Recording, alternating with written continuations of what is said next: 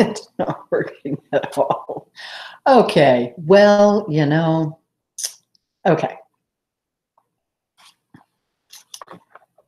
come on.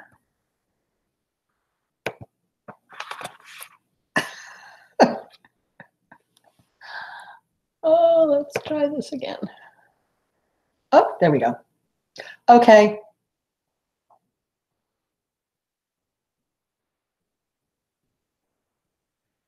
Okay, crazy. I'm sorry, I'm starting a little late. YouTube did not want to cooperate tonight at all. I had to go back in and recreate an event, so it's just kind of crazy. I'm also trying to do two things at the same time. I've got Instagram on my big screen, and I've got YouTube on this side of my screen, and it's mirroring from my phone. So it's sort of a tech thing that I'm sort of trying out to sort of see how it's going to work. So anyway, looks like I'm live on both platforms. So away we go. Before I get too far into the whole Capricorn thing, and I absolutely love Capricorn because I have a Capricorn moon, so I know a lot about Capricorn energy because I've lived it all these years. But there are a couple of really famous Capricorns that I was sort of surprised to sort of find out. One of them is Muhammad Ali. The other is George Foreman, LeBron James, Dolly Parton. Elvis was a Capricorn, Denzel Washington, Bradley Cooper, Diane von Furstenberg, Howard Stern, J.R.R. Tolkien, who wrote The Hobbit, and Rush Limbaugh. Now that's a pretty eclectic, kind of all over the board kind of group, but they all sort of demonstrate some of the maybe not so positive aspects of Capricorn. So I just kind of want to step into sort of the meat of what Capricorn energy is sort of really all about. They tend to be the doers. They're the builders, and the shakers. They're the ones who see where there's a problem and step in and take charge. I've been a critical care nurse most of my life, and that's exactly what I would do. 2 weeks out of nursing school, I was working permanent nights, and the gal who was supposed to orient me didn't show up, and somebody had to be in charge. So guess who it was? It was me. And then I was permanent night charge from then on out with a lot of help, that's for sure. So that's one of the biggest things. They just tend to be the doers. They'll step forward when everybody else steps back. They really like to be useful. They really like to have a purpose. They're very goal-oriented, tend to be competitive. And if no one else is filling in the blanks, they're, like I said, they're really happy to step in and take over, tend to be doers, tend to be overachievers, workaholics. That's right here. They like rules, regulations, then they like a physical presence. It's an earth sign, so it's grounded. And they tend to be very, very serious. They tend to be very ambitious, very strong, very loyal. And they're sort of the epitome of the mythological hero's journey. They start out here and they go through sort of the trials and tribulations as they get higher and higher within their career path, within their community, within the society. They're a very interesting kind of energy. As an example, when I was 17, my mom and dad went away for the weekend, and dad left me in charge of the family business at 17. I was really always very serious, and still am to this day, but try to be a little more jovial as I've aged, but definitely loyal. Absolutely ambitious. There's nothing wrong with that, I always striving to be bigger and better and to do more things. I have a lot of interests, so I'm always trying to get out there. But let's sort of step into some of the things that you as parents, if you're going to have a baby born under the sign of Capricorn, which is November, roughly December 21st to January 21st, might vary depending on what time zone you're in, like if you're in Asia or something like that. So it depends on that kind of stuff, where you are located in the world. So the kinds of things with Capricorn kids is they tend to be older or act older than they actually really are. And so they're the kinds of kids that if the parents are struggling, they're apt to do caretaking. They're apt to become an adult child and fill in the blanks and try to keep everything moving along and everything going. that's just part of what they do. They sort of step in and do that kind of stuff. With their siblings, they're apt to want to be seen as a role model. They're going to want to step in and help them get better. But they also be pointing out their faults too, which not every child is necessarily going to want that. So the other things that sort of come up around them is they tend to be very realistic. You know, they're not about, you know, I can be a princess and, you know, live in a castle and everything will be wonderful and somebody will come in on their white horse and all will be well. That's not how they think. They just tend to be extremely realistic, very practical, and ambitious. They tend to do very well in school because they like the positive feedback they get from doing well in school. They also may be extremely good from an athletic standpoint. They may be easier to train as smaller children because they like to please people. They like to make other people happy, and they like to know that they've reached a goal. So if you dangle a carrot, you know, or there's a treat or whatever, sort of at the end of a process that you're trying to get them to learn, they're going to go for that because they see that as that they've gone from A to B. They could get there, realistic for them. It's when they can't go from A to B that they get very frustrated. When the goal is too big and they're apt to want to take on things that are too big for them, they will get very frustrated and they're apt to sort of shut down. They like to be in authority, so they may find that they're reading up well above their age range. They may be reading books that are 5 years older than them. And be interested in things that other kids just don't seem to have an interest in, you know, like art and history and travel and, you know, the ancient world, Greek mythology and things like that. They tend to like to go deep into those kinds of things. They really like to have a goal. And they like to really succeed in whatever they're doing, but they also like to be prepared. So knowing that there's some sort of a framework for them to work within is important because then they kind of know where their boundaries are. They know that, okay, this is how I do this. And if I do this, then I'll get to where I sort of want to go. So having a plan and kind of knowing sort of what's going on or what's coming up is important, but they can be very flexible because if something has to change, just like me in critical care, if something has to change, then that's what you do. You do what you need to do. You do what needs to be done, kind of thing.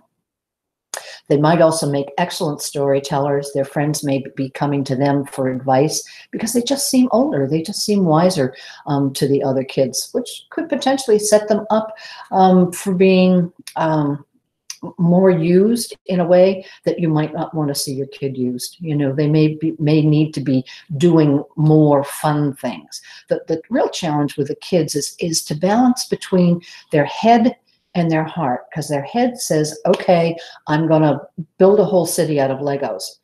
And they may spend days doing that, but that's at the loss of not being out playing soccer or football or going to the movies or going to a party because they get so focused on what they're doing. So trying to find the balance between head and heart is like super important for them. And they also tend to hold their feelings inside. You know, they don't want to show a lot of that sort of to the outside world. Not that they don't have them, because they do. They definitely do. But they just tend to hold back much more like an adult would. You know, most adults are sort of guarded with their feelings. They're not going to sort of put it out there to the world kind of thing. So that's something you have to watch for, you know, especially if they start to withdraw and they start to get quiet and kind of moody, that maybe something is happening that you need to sort of pay attention to. Not as a parent that you wouldn't anyway. But, you know, when they go inward, they really go inward, and you really need to sort of pay attention and stay on top of sort of what's going on in their little young lives. Because they may feel like they need to do it all themselves. You know, like I said, they act much older than their ages. Some of the things that are a problem for kids and adults too is they like to be good. They like to excel. They like to do well. And so there's some fear and anxiety about being outside the lines, coloring outside the lines, because, you know, this is where they should be coloring. So they will do that. But if you said to them, well, we're not going to have any lines today, they might have trouble with that because they don't know where their boundaries are and don't know where their boundaries are. You may find that their lives become overly structured and overly rigid. Capricorn people worry, yes, worry a lot about things that are going on. They might worry about things that are going on in the world, things that are going on in the family. So you might find them worrying about things that they really shouldn't be worrying about because they're too young and they're not things that they can do anything about. They may tend to overwork, dive into a project, like I said, and not come out for air. As an adult, overworking, workaholic. I know that one well. Thank you very much. But I also like what I do, so that makes a huge difference. It doesn't feel like overworking to me. It's like it's more play, and I get to do what I love and what is my passion. So is it really overworking? I don't know, and it works for me. You may find they become kind of rigid and that they have an expectation that ABC is going to happen. And when it doesn't happen, that may upset their boat. They could find that they're extremely hard driving and drive themselves harder than many other kids their age especially. And so again, it's trying to find that balance between head and heart. You know, it's okay to be competitive. It's okay to want to go after something, but not to the point where you're risking and not doing some of the other things, the kid things that they need to do, like athletics and, you know, that kind of stuff, and just having fun. And they may deny themselves, especially when it comes to feeling. And I tend to hold my feelings kind of close to the vest. That's also a kind of a Capricorn thing. And so again, you need to be aware and you need to be watchful of when they seem to be holding too much in, especially if there's been a difficult event. There's been a loss in the family or a big change in the family, death, divorce, you know, moving kind of thing. You know, moving from one home to another could be really difficult for them because they know their boundaries. They know how they operate in this community and in this house and with their family, and then moving to a whole new community, you may actually find them almost a little shy and kind of holding back because, again, they have to figure out where the boundaries are and where the lines are. They tend to not have a lot of compassion sometimes. Just think of Rush Limbaugh and think of, what's his name? Stern. I can't think of his full name again. You know, they're pretty caustic. You know, they kind of just cut people right down. They don't think too much about, you know, what they're saying and how it's being perceived and how it's affecting somebody on the other end of the line when they're doing their online shows. So it may appear that compassion is low. It's there, but it's sometimes hard to kind of coach it out. So they just may seem cool and they may seem very detached, but they're really not. They're really not. There's a lot of emotion, there's a lot of feeling going on inside, but they're just not that comfortable showing it. You may find with their need to be overly structured that they are really worried about making mistakes. Again, that's sort of being outside the lines. You know, this is the plan. This is what we need to do. This is where I need to stay. I can't vacillate from that. And within the family, they may find that, or you may find as a parent that they tend to become mini mom or mini dad and take over more of almost a parental role with younger brothers and sisters. Again, they see that maybe there's a need, or they perceive that there's a need, whether it's there or not, and then they step in to sort of fill the breach. So I love Capricorn energy. One of the things I sort of wanted to share is, especially from a female standpoint, I always asked for a doll, like for birthdays and Christmas, you know, growing up and stuff. Well, I don't think I ever was given a doll because my younger sister, she had dolls and I never played with them. And so my parents, I don't think, ever gave me a doll because I was more interested in erector sets and microscopes and building things and creating things and growing a garden all by myself, not knowing what I was doing, and planting beans and having no clue what to do, creating irrigation ditches and things like that. And I much preferred playing with the boys. I much preferred doing what they did because it was much more fun. And it was usually goal-oriented, and it was usually in some sort of a framework, but it was more fun for me anyway, because I could wrestle with the best of them, and I could go head to head with them on an intellectual level. And I also tended to have more male friends than female friends, and still pretty much to this day, that's very true. So the female Capricorn girl or woman is much more apt to be sort of that way. I kind of think of, I just watched it the other night, Sigourney Weaver in the one where she's such a bitch.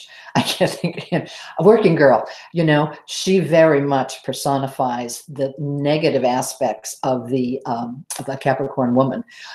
You know, where she was willing to do whatever she wanted to do to get to where she wanted to, and when she got caught in her lie, you know, she turned to somebody to bail her out, and he went, and she sort of went off in a huff, and you can't speak to me that way, and just maintained her composure and then walked back out the door. So she's a real good example of that. So I hope that gives you an idea about the Capricorn energy, both positive as well as negative. Not negative, but challenging, I should say. I don't see it as being negative. It's really the challenges. And so if you can keep the head and the heart, you know, in harmony, and so that you're not all here, because you're not going to be all here with a Capricorn energy. You're much more apt to be up here in the head. So if you can pay attention to that and listen to that and do the best you can, these energies are challenging, but they're also wonderful. And, you know, the Capricorns, you know, I want to say they run the world, but I don't really mean that. But they're the doers and the shakers. And, you know, I think of Dolly Parton. She created her, you know, a whole empire. Diane von Furstenberg did the exact same thing. So did Howard Stern and Rush Limbaugh in terms of what they did online. Look at Muhammad Ali. You know, I am the greatest. I am the greatest. So anyway, I hope you enjoyed it, and I hope this worked. I have no idea, absolutely no idea. There's a bunch of people on Instagram. Hi, I'm seeing all you guys here. My next live event is, I think it's actually New Year's Day, and I'll be broadcasting from Boston. And I'm actually going to be talking about empaths and how to negotiate this crazy world that we live in as an empath. So that'll be 8 o'clock Eastern time. And I hope you'll join. I think empaths are some of the most wonderful people in the world. And they're also some of the most challenging to be in the world, because the world is not particularly kind if you're very empathic. So it's an issue. And there are some tips and tricks you can use to kind of manage your way through it. So hopefully I'll see you in 2 weeks, and hope everybody has a great holiday. And I sure as hell hope this worked. Bye, everybody.